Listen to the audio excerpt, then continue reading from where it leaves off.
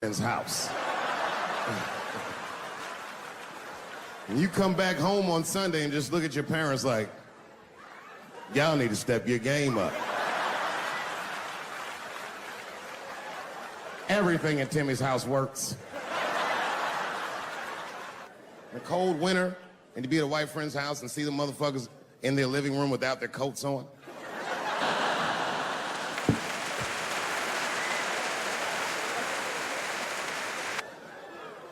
Timmy was one of my first white friends, like, in my life, man. He's a good dude, too. He moved to Silver Spring from Utah, of all places. I guess his family was affiliated with that Mormon church they got down there, and me and him used to hang out. And one day I was at his house, we were just hanging out, and Timmy says, "Dave, why don't you stay for dinner tonight?" I said, "Oh, man, I'd love to, but I can't. If I'm not home before dark, my mother will kill me." That was a lie. My mother had several jobs. I hadn't seen her in like 3 or 4 days.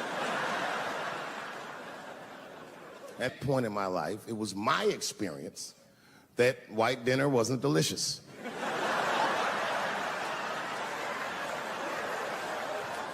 I'd rather go home and fry some bologna or some shit like that.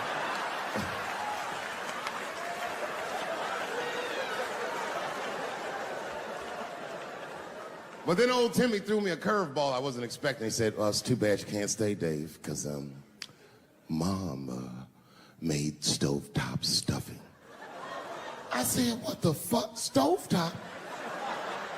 Well, hold on, nigga. Let me make some phone calls real quick. I had seen that commercial so many times. I had dreamt of getting my hands on some of that stovetop stuffing. And finally, I met a motherfucker that actually had a box of stovetop in the house. I couldn't miss this opportunity, so I pretended to call my mother. And then I came back and I said, Timmy, you're not gonna believe this great news. Mom said I can stay." And he said, "Fantastic." He said, "Why don't you come with me and we'll help set the table and then we can say the blessing." I had no interest in setting this motherfucker's table or saying these crazy-ass Mormon prayers. I just wanted that goddamn stuffing. My hands first. My plan was simple. Wash my hands slowly, and by the time I'm done, the table will be set, the blessing will be said, and all that there will be left to do is eat. Went to the bathroom. I washed my hands very slowly. I must have been in there for about 10 minutes. And suddenly, one of his mothers came to the door.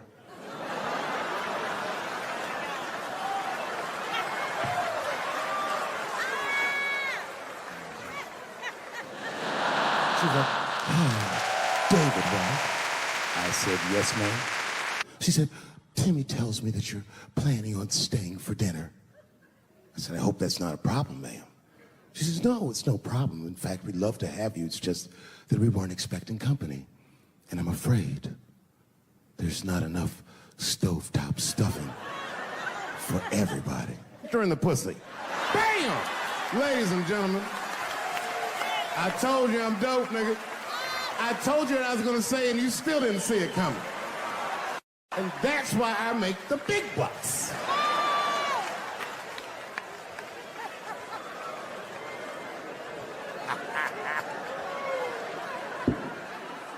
Oh, my God. But there's a more important reason that I would stop doing comedy right now. And this reason is the real reason that's been percolating, and it really is the crowd, not you. I'm talking about the crowd on the big stage. It's too hard to entertain a country whose ears are so brittle. Motherfuckers are so sensitive, the whole country is turned into bitch-ass niggas.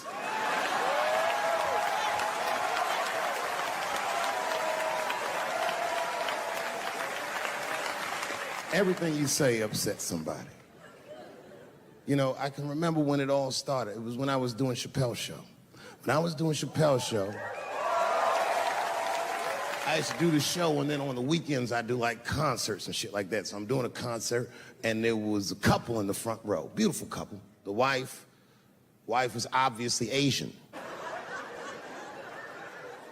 The husband, this motherfucker was mysterious, to say the least.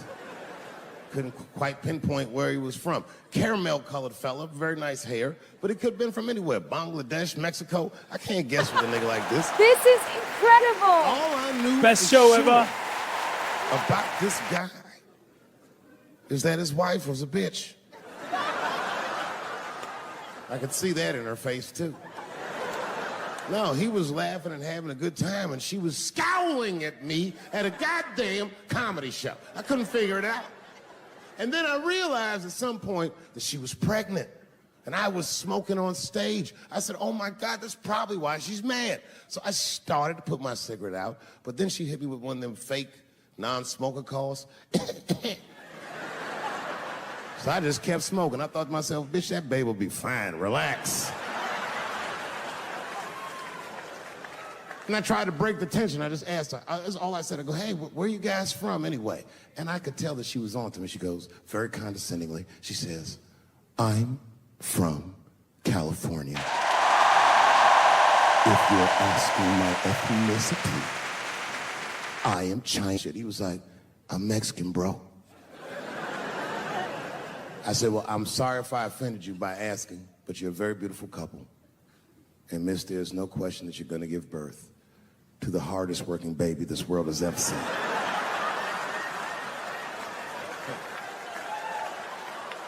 That's not a bad joke. She got very upset. She got up to leave immediately, but she didn't just leave. She had to take one last dig at me on the way out. I will never buy one of your fucking DVDs again, Dave Chappelle.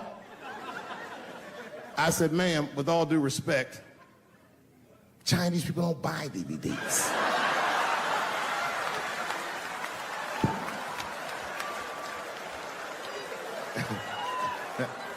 And the crowd went crazy. We were all laughing, having a good time. I didn't even think anything of it. And then just 3 days later, this lady sends a fucking letter to my promoter telling him not to book me for shows anymore because I was, quote, racist, and I'm quoting her, insensitive to the nature of my interracial marriage. I was like, word, bitch, I was.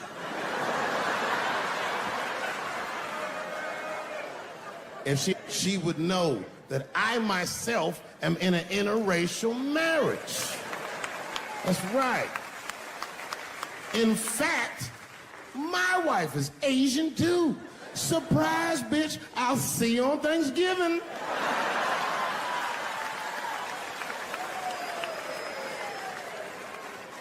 But my wife's not Chinese. She's Filipino.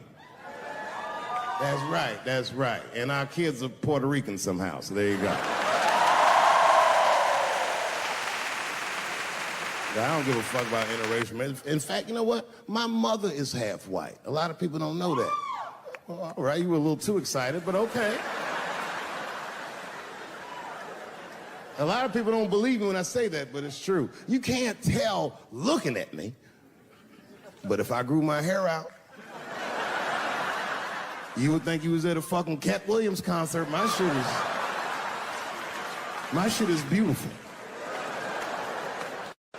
But motherfuckers are just taking it too far. I don't know why or how everybody got this goddamn sensitive. You know who hates me the most? The transgender community. Yo, yeah, these motherfuckers. I mean, I didn't realize how bad it was. These motherfuckers are... It's tough, man. I don't know what to do about it, because I like them. I always have. Never had a problem with them. You know, just fucking around. As a matter of fact, I think I make fun of everybody, and I mean, as a group of people, they have to admit,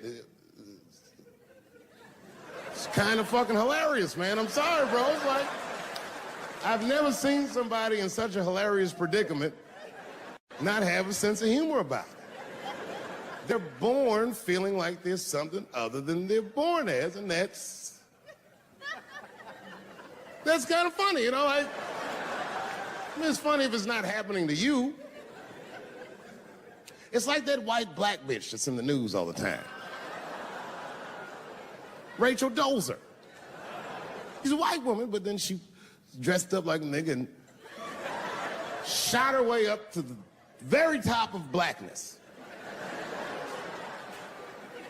And I always wanted to meet her just so I could understand. I just wanted to like have dinner with her so I could just look in her eyes and call her a nigger to her face. The fuck is that bitch talking about? I identify black. That is trans talk, lady. Stop biting. Stop biting. There's a big difference between her and a trans. The difference between her and a trans is I believe transgenders. I don't understand them either, but I know they mean what they say. Them niggas cut their dicks off. That's all the proof I need. I've never seen somebody just throw their dick away. Don't need it.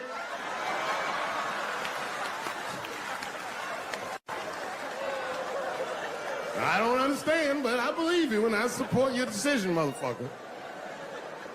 But how far is Rachel willing to go? What is Rachel willing to do so that we blacks can believe that she believes she's actually one of us? Bitch, are you willing to put a ring in your house, invest in a mixtape that probably won't work out?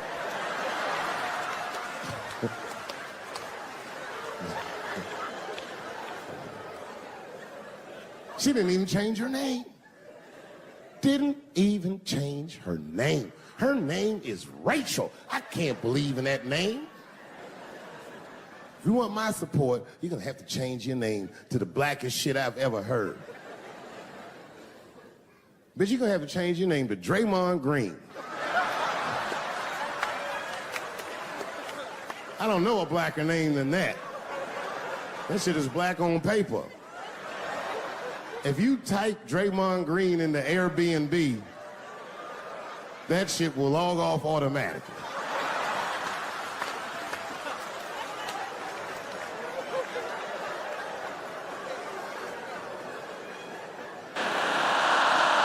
People get mad, bro.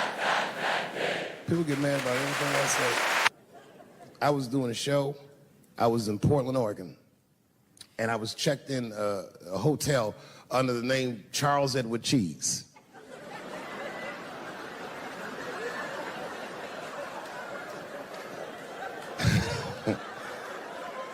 I came back, and there was a note. It was like a letter on my desk. It was addressed to Mr. Cheese.